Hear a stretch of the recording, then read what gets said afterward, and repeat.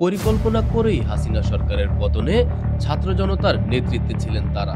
কোটা আন্দোলন থেকে এক দফার আন্দোলন, নিশ্চিত তাদের প্ল্যান বি সি রেডি ছিল। প্ল্যান এ কাজ না করলে বি কিংবা সি প্ল্যান নিয়ে মাঠে থাকতো তা। এমন মেধাবী তরুণদের নিশ্চিত সেফ এক্সিট প্ল্যানও ছিল, অর্থাৎ নির্বাচিত সরকার ক্ষমতায় আসার পরে কিংবা আগে কি করবেন তারা। হাসনাত, সার্জিস, আসিফ, নাহিদদের আগামী প্ল্যানই বা কি, এটা নিয়েই দিন দিন কৌতূহল বাড়ছে সাধারণ মানুষের।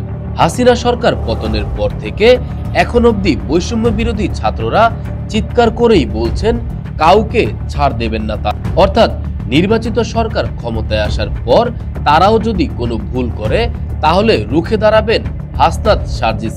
অন্যদিকে চেয়ারকে সুরক্ষিত রাখতে রাজনীতির সূক্ষ্ম পরিকল্পনার অন্যতম হাতিয়ার প্রতিপক্ষকে দমিয়ে রাখা। সে হিসেবে নির্বাচিত সরকারের কঠোর নজরে থাকার কথা বৈষম্য বিরোধী ছাত্ররা, যারা শেখ হাসিনার মতো ক্ষমতাধরকে মাত্র 1 মাসের আন্দোলনে পালিয়ে যেতে বাধ্য করেছে, তাদের বিষয়ে যে কোনো রাজনৈতিক দলই সচেতন থাকবে। সাম্প্রতিক সময়ে বেশ কিছু বিষয় নিয়ে রাজনৈতিক দলগুলোর সাথে তাদের মতপার্থক্য দেখা যাচ্ছে। রাজনীতি বিশ্লেষকরা বলছেন, যে সরকারি ক্ষমতায় আসুক না কেন তর্জনী তুলতে পারে এমন পক্ষকে দমিয়ে রাখাই রাজনীতির অন্যতম প্রধান পুঁজ। সেই হিসেবে সেফ এক্সিট না পেলে নির্বাচিত সরকার ক্ষমতায় আসলে বিপাকে পড়তে পারেন হাসনাত, সার্জিস, নাহিদ, আসিফ। অন্তর্বর্তী সরকারে বৈষম্য বিরোধী ছাত্রদের প্রতিনিধি হিসেবে রাষ্ট্র পরিচালনার দায়িত্ব পালন করছেন আসিফ মাহমুদ এবং নাহিদ। কোনো ক্ষেত্রে তাদের সমালোচনা করতেও ছাড়ছেন না আন্দোলনের নেতৃত্ব দেয়ারা। তাছাড়া রাষ্ট্র পরিচালনার দায়িত্ব নিয়ে আগে থেকেই আসিফ, নাহিদরা বলেছেন রাষ্ট্র সংস্কার করে নির্বাচিত সরকারের হাতে ক্ষমতা বুঝিয়ে দিয়ে সাধারণ মানুষের কাতারে চলে যাবেন। কিন্তু হঠাৎ করেই চার হয়েছে হাসনাত, সার্জিসরা। নতুন রাজনৈতিক দল গঠন করতে যাচ্ছে তারা। আওয়ামী লীগ শূন্য বাংলাদেশে তাহলে কি অন্যান্য রাজনৈতিক দলগুলোর প্রতিপক্ষ হিসেবে আবির্ভূত হবেন তারা?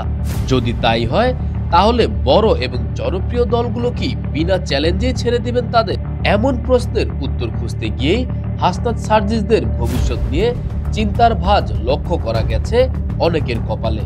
জানা যায় হাসিনা সরকার পতনের আন্দোলনে হাসনাত, সার্জিস, নুসরাত, নাহিদ, আসিফদের অনেকগুলো প্ল্যান ছিল। প্ল্যান এ কাজ না করলে তারা বি, সি সহ বেশ কয়েকটি প্ল্যান করে রেখেছিলেন। ঠিক একই সময়ে তাদের এক্সিট প্ল্যানও রয়েছে। কি সেই প্ল্যান? কেউ বলছেন রাজনৈতিক দল গঠন করে রাজনীতিতেই সক্রিয় হবেন এই তরুণ তুর্কিরা, কেউ বা বলছেন নতুন কোনো কমিশন গঠন করে নির্বাচিত সরকারকে সহযোগিতা করবেন তারা। আবার অন্য একদল বলছেন আদতে পথ পরিবর্তনের পর তাদের সেই এক্সিট প্ল্যান ওয়ার্ক করছে না, রাজনৈতিক দলগুলোর সঙ্গে বনিবনাও হচ্ছে না তাদের। আন্দোলনের সময় তারা ভেবেছিলেন মাথায় করে রাখা হবে বৈষম্য বিরোধী ছাত্র আন্দোলনে নেতৃত্ব দেওয়া নেতা। এখন দেখা যাচ্ছে তাদের সঙ্গে সবার দূরত্ব বেড়েই যাচ্ছে। এসব নানা জনের নানা মতে চিন্তায় পড়েছেন সাধারণ মানুষও।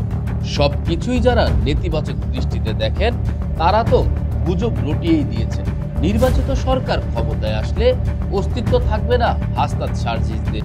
নিজেদের স্বার্থে হলেও এদের বিষয়ে মাইনাস ফর্মুলায় যাবে ক্ষমতাসীনরা। এই গুজবকে আবার তুড়ি মেরে উড়িয়ে দিতে পারছেন না ছাত্রদের একটি অংশ, যে কারণে সেফ এক্সিট হিসেবে রাজনৈতিক দল গঠন করে ঐক্যবদ্ধ থাকার চিন্তাই এখন তাদের অন্যতম। এমনটাই আলোচনা হচ্ছে বিভিন্ন মহলে। তবে নির্বাচনে অংশ নিয়ে ভালো ফলাফল বের করে আনা যে কোনো নতুন দলের পক্ষে কঠিনই শুধু নয়, অসম্ভবই বলা। রাষ্ট্র পরিচালনার দায়িত্ব নেওয়া কিংবা পাওয়া আরো দুষ্কর। সুতরাং রাজনৈতিক দল গঠন করে যে হাসনাত, সার্জিসরা ভালো কিছু করতে পারবেন এমনটা মনে করছেন না বিজ্ঞরা। তাহলে কি তাদের পরবর্তী প্ল্যান? সেদিকেই তাকিয়ে আছেন সাধারণ মানুষ। শহীদুল ইসলাম, জাগতিক নিউজ।